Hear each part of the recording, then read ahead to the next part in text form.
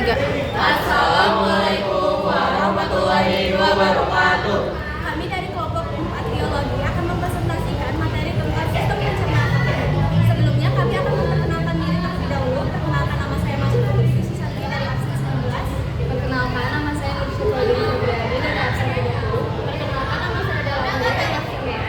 Perkenalkan, nama saya Muhammad Al-Rasyid dari absen 20. Perkenalkan, saya Rizky Muhammad Akbar dari absen 32.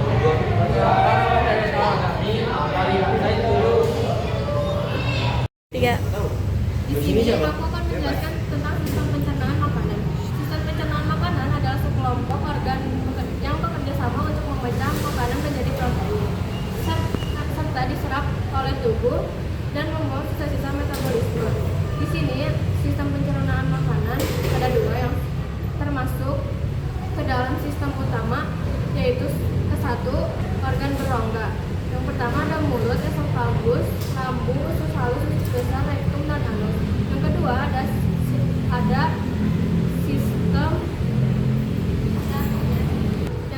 ada sistem padat, yaitu ada hati, pankreas dan kantong empedu. Di sini aku akan menjelaskan tentang pencernaan makanan. Yang pertama ada pencernaan karbohidrat. Dimulai dari mulut dengan enzim amilase dari air liur, berlanjut di usus halus dengan amilase pankreas yang memecahkan pati menjadi oligosakarida dan maltosa. Akhir usus enzim disakaridase memecah menjadi disakarida menjadi monosakarida yang diserap ke dalam aliran darah. Yang kedua di pencernaan protein. Pencernaan protein dimulai dari mulut dengan mekanisme lalu ke lambung dengan bantuan HCl dan enzim pepsin, memecahkan protein menjadi polipeptida dan berakhir di usus halus seperti tripsin dan peptidase. Yang ketiga dimulai di mulut dan enzim lipase, dilanjutkan di lambung. Yang ketiga ada pencernaan lemak. Di pencernaan lemak dimulai dari mulut dengan enzim lipase lingual, dilanjutkan di lambung oleh lipase lambung, dan sebagian besar terjadi di usus halus. Di usus halus, empedu dari hati membantu mengumulasi lemak menjadi tetesan kecil, sementara lipase pankreas memecah trigliserida menjadi asam lemak dan gliserida yang bisa diserap. Vitamin dibagi menjadi dua, yaitu vitamin yang dapat diserap oleh lemak dan yang tidak dapat diserap oleh lemak. Vitamin yang dapat diserap oleh lemak yaitu vitamin A, vitamin E, vitamin D, dan vitamin K. Vitamin A berfungsi sebagai untuk menjaga kesehatan mata, untuk kekebalan tubuh, dan membantu pertumbuhan sel kulit. Kalau kekurangan dapat menyebabkan rabun senja, kulit kering. Terus jika kelebihan dapat menyebabkan mual-mual dan sakit kepala. Terus dapat bersumber dari wortel, pepaya, hati, telur, dan susu. Terus ada vitamin D. Vitamin D berfungsi untuk pertumbuhan tulang dan membantu menyerap kalsium. Jika kekurangan dapat menyebabkan rakitis dan osteomalacia. Jika kelebihan dapat menyebabkan pertumbuhan kalsium dan batu ginjal. Terus dapat bersumber dari sinar matahari, ikan lemak, dan susu. Ada juga vitamin E. Vitamin E dapat berfungsi sebagai antioksidan dan menjaga kesehatan kulit. Jika kekurangan dapat menyebabkan otot lemah, kelainan saraf, dan gangguan penglihatan. Terus jika kelebihan dapat menyebabkan gangguan pembukaan darah dan resiko pendarahan. Terus bersumber dari kacang-kacangan, alpukat, dan biji-bijian. Terus ada vitamin K. Vitamin K bisa membantu pembekuan darah dan menjaga kesehatan tulang. Terus jika kekurangan dapat mudah memar, pendarahan kulit berhenti, dan osteoporosis. Terus bersumber dari sayuran hijau, bayam, dan brokoli. Dua ada vitamin yang larut air. Satu ada vitamin B1, berfungsi untuk mengubah makanan menjadi energi dan mencegah fungsi saraf. Jika kekurangan dapat menyebabkan beri-beri dan kelelahan, gangguan saraf. Terus bersumber dari gandum, daging, dan kacang-kacangan. Terus kedua ada vitamin B2, fungsi sebagai untuk membantu metabolisme energi dan menjaga kesehatan kulit dan mata. Kekurangan dapat menyebabkan sariawan, bibir pecah, dan mata merah, dan dapat bersumber dari susu, telur, dan sayuran hijau. Terus ketiga ada vitamin B3, berfungsi sebagai metabolisme energi dan menjaga kesehatan kulit dan sistem saraf. Jika kekurangan dapat menyebabkan belaga, diare, dermatitis, dan demensia. Terus jika kelebihan dapat menyebabkan kerusakan hati. Terus bersumber dari ikan, kacang, dan daging ayam. Terus keempat ada vitamin B5, berfungsi untuk membantu pembekuan hormon dan energi. Terus jika kekurangan dapat menyebabkan kelelahan, insomnia, dan mual. Bersumber dari avokat, brokoli, dan telur. Kelima ada vitamin B6, berfungsi sebagai pembekuan sel darah merah, fungsi otak, dan saraf. Terus jika kekurangan dapat menyebabkan anemia dan gangguan saraf dan kulit. Bersumber dari pisang, ikan, dan daging. Terus yang keenam ada vitamin B7, berfungsi untuk menjaga kesehatan rambut dan kuku. Terus dapat membantu metabolisme karbohidrat, lemak, dan protein. Kekurangan dapat menyebabkan rambut rontok dan kelainan kulit. Bersumber dari telur, kacang, dan hati. 7 ada vitamin B9, berfungsi untuk pembentukan DNA dan sel darah merah. Terus penting untuk ibu hamil untuk mencegah cacat tulang kaki saraf. Jika kekurangan dapat menyebabkan anemia dan cacat janin. Bersumber dari sayuran hijau, kacang-kacangan, dan jeruk. Terus yang ke-8 ada vitamin B12, berfungsi untuk pembekuan sel darah merah dan fungsi saraf dan otak. Jika kekurangan dapat menyebabkan anemia perniciosa, terus gangguan keseimbangan dan saraf. Terus dapat bersumber dari daging, ikan, susu. Terus yang ke-9 ada vitamin C, berfungsi untuk antioksidan, meningkatkan daya tahan tubuh, membantu pembentukan kolagen, dan mempercepat penyembuhan luka. Jika kekurangan dapat menyebabkan skorbut, gusi berdarah, luka sulit sembuh. Terus dapat menyebabkan imunitas menurun. Jika kelebihan dapat menyebabkan diare dan sakit perut dan batu ginjal pada dosis yang sangat tinggi. Bersumber dari jeruk, jambu, stroberi, dan paprika. Mineral adalah zat gizi anorganik yang dibutuhkan tubuh dalam jumlah kecil tetapi penting untuk berbagai proses biologis. Mineral dibagi menjadi dua, yaitu makromineral dan mikromineral. 1. Makromineral, yaitu ada kalsium, berfungsi untuk pembentukan tubuh dan gigi, kontraksi otot, dan pembekuan darah. Jika kekurangan dapat menyebabkan osteoporosis, kejang otot atau kram, dan pembentukan tulang yang terganggu. Bersumber dari susu, keju, ikan teri, dan brokoli. Terus ada fosfor, berfungsi untuk pembentukan tulang dan gigi dan penyimpanan energi atau ATP. Jika kekurangan dapat menyebabkan lemah otot dan tulang rapuh. Bersumber dari daging, kacang-kacangan, dan telur. Terus ada natrium, berfungsi untuk mengatur keseimbangan cairan, berperan dalam saraf dan otot. Jika kekurangan dapat menyebabkan hipotermia, pusing, atau kerutan kejang. Jika kelebihan dapat menyebabkan tekanan darah tinggi atau hipertensi. Bersumber dari garam dapur, makanan olahan. Terus ada kalium, berfungsi untuk menjaga kerja jantung, keseimbangan cairan, dan fungsi saraf. Terus jika kekurangan dapat mengubah gangguan irama jantung dan lemah otot. Jika kelebihan berbahaya bagi jantung. Terus bersumber dari pisang, alpukat, dan kentang. Terus ada magnesium, berfungsi untuk kontraksi otot dan saraf, membantu lebih dari 300 reaksi enzim. Jika kekurangan dapat menyebabkan gerak otot, detak jantung tidak teratur, dan detak jantung tidak teratur. bersumber dari kacang-kacangan dan sayuran hijau. Terus ada Florida, berfungsi untuk menjaga keseimbangan cairan dan membantu produksi asam lambung atau HCl. Nah, kekurangan, jika kekurangan dapat mengganggu pencernaan, bersumber dari garam dan rumput laut. Terus ada sulfur, berfungsi sebagai penyusun beberapa asam amino dan protein dan menjaga kesehatan kulit dan rambut, bersumber dari bawang, telur, dan daging. Dua, ada mikromineral atau trace mineral.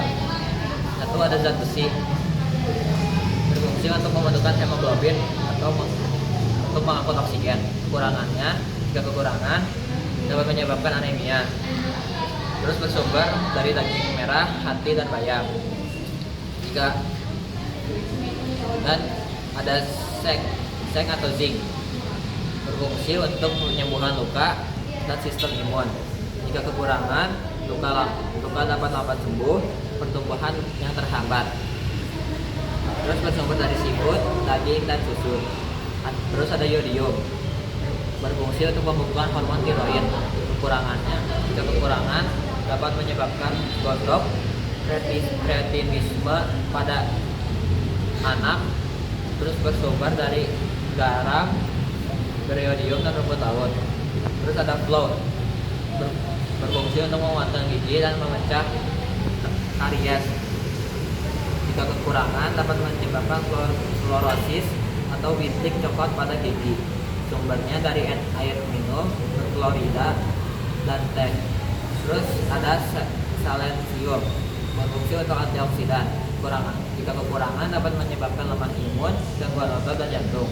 Sumber dari ikan, telur, dan biji-bijian. Terus ada tembaga, berfungsi untuk pembentukan sel darah merah. Jika kekurangan dapat menyebabkan anemia, dan gangguan tulang. Sumber dari kacang-kacangan dan sereal. Oke, lanjut ke bagian alat pencernaan. Alat pencernaan terbagi menjadi 3 bagian: mulut, kerongkongan, dan lambung.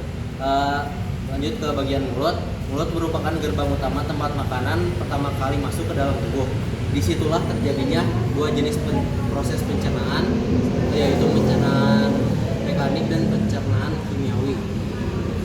Terus kita lanjut ke bagian gigi. Gigi bekerja untuk mengunyah, menggigit, memotong, serta menghancurkan makanan menjadi ukuran yang lebih kecil. Proses ini penting karena memperluas permukaan makanan sehingga enzim dapat bekerja lebih efektif. Setiap jenis gigi memiliki fungsi yang berbeda. Gigi seri untuk memotong makanan, gigi taring untuk merobek, gigi geraham untuk menggiling dan menghancurkan makanan. Dan dengan adanya proses pengunyahan yang baik, kerja organ pencernaan berikutnya menjadi lebih ringan. Lanjut ke bagian lidah. Lidah membantu mengatur posisi makanan saat digunyah, lalu mendorongnya ke bagian belakang mulut untuk ditelan. Lidah juga membantu mencampur makanan dengan air liur sehingga makanan menjadi lebih lembut dan lebih mudah dicerna. Selain itu, lidah memiliki kuncup pengecap yang berfungsi merasakan rasa manis, asin, asam, dan pahit.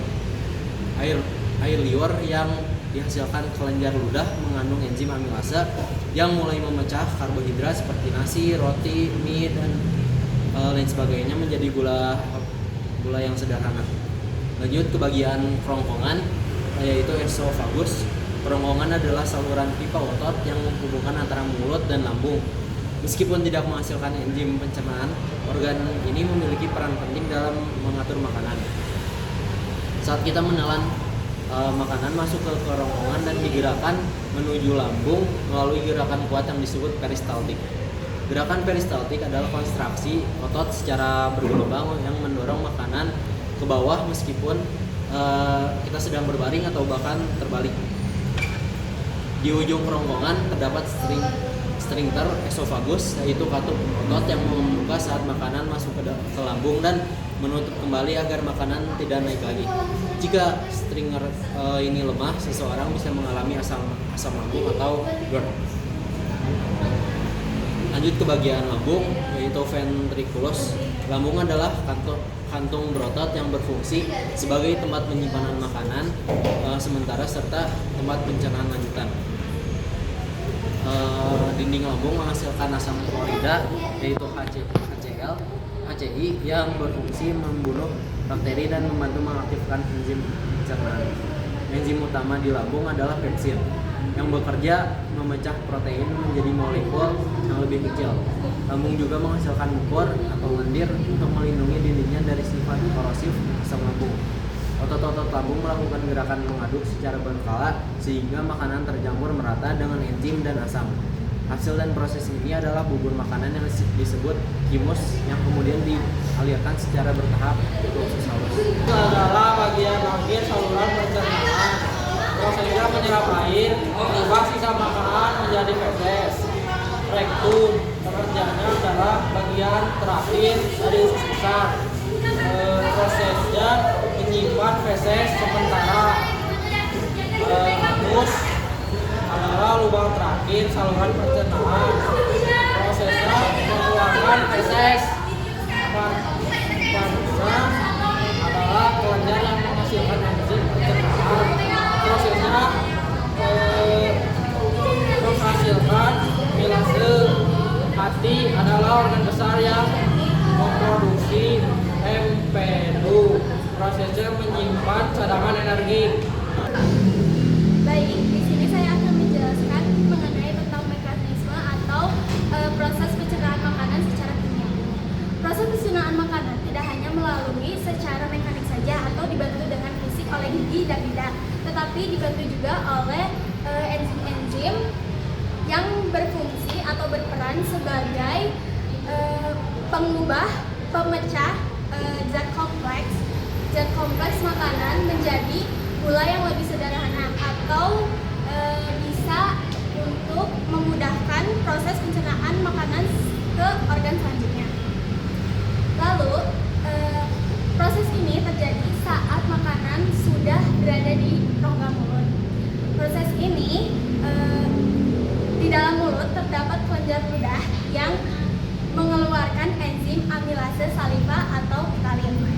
Enzim amilase saliva ini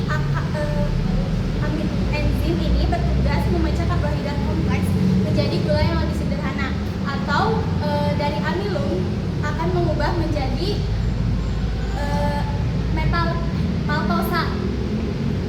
Selanjutnya sehingga proses pencernaan karbohidrat sudah dimulai sejak makanan.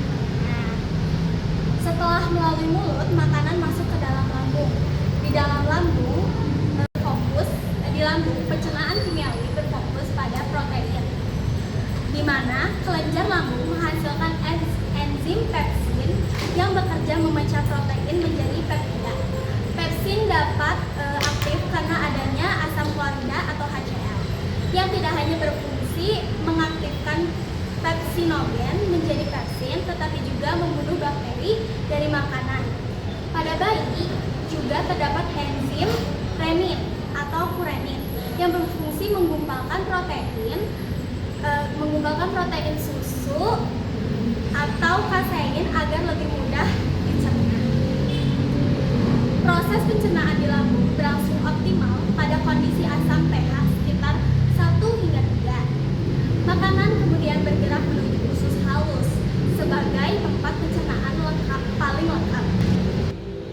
Di bagian ini, organ pankreas berperan penting mengeluarkan berbagai enzim melalui getah pankreas. Enzim amilase pankreas melanjutkan pemecahan karbohidrat enzim lipase memecah lemak menjadi asam lemak dan gliserol. Sedangkan enzim tripsin dan chymotrypsin memecah protein dan peptida menjadi asam amino. Selain itu, pencernaan juga dibantu oleh enzim-enzim yang dihasilkan dinding usus. Enzim maltase, sukrase, dan laktase bekerja mengubah disakrida seperti maltosa. Sukrosa dan laktosa menjadi monosakrida seperti glukosa, fruktosa, dan galaktosa. Sementara itu, enzim peptida memecah peptida menjadi asam amino, dan enterokinase berfungsi mengaktifkan tripsin agar dapat bekerja optimal. Proses pencernaan di usus berlangsung dalam kondisi pH basa, yaitu antara 7 sampai 8. barat, makanan telah diubah menjadi bentuk paling sederhana. Karbohidrat menjadi glukosa, protein menjadi asam amino, serta lemak menjadi asam lemak dan gliserol. Zat-zat inilah yang kemudian siap diserap oleh tubuh melalui dinding usus halus dan dibawa oleh darah sebagai sumber energi maupun bahan pembangun sel. Dan demikian proses enzim yang terdapat pada mulut hingga usus.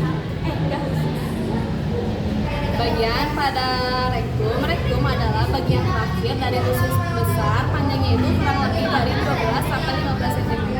Terletak setelah kolon sigmoid dan berakhir pada anus. Nah, rektum itu memiliki 3 lipatan melingkar. Yang pertama ada lipatan rektal superior, yaitu pada bagian atas, itu terletak pada sisi kiri rektum. Yang kedua ada lipatan rektal media, yaitu pada bagian tengah, itu terletak pada kanan rektum, dan lipatan ini yang paling besar dan yang paling menonjol. Yang ketiga ada lipatan inferior, itu pada bagian bawah, itu terletak pada kiri rektum. Bagian akhir rektum itu ternyata memiliki fleksibilitas yang sangat tinggi karena fungsi utamanya yaitu menyimpan feses sementara. Nah, masuk ke fungsi utamanya yaitu menyimpan feses sementara sebelum dikeluarkan. Yang kedua adalah menerima sinyal saraf yang nanti menimbulkan sensasi ingin buang air besar. Yang ketiga yaitu mengontrol proses defekasi. Lanjut ke bagian anus. Anus merupakan bagian akhir dari sistem pencernaan. Panjangnya itu kurang lebih sekitar 3-4 cm. Terdiri dari kanalis analis dan lubang anus. Memiliki 2 cincin otot rutin. Yang pertama ada speaker interna, yaitu pada otot polos dan bekerja secara tidak sadar. Yang kedua ada speaker eksterna, itu otot rangka, pekerjaannya itu secara sadar. Fungsi anus sendiri yaitu mengeluarkan feses. Yang kedua mengatur pengeluaran feses dan gas. Yang ketiga ada mengontrol keluarnya feses agar tidak terjadi buang air besar secara terus-menerus. Lanjut ke penyakit dan kelainannya.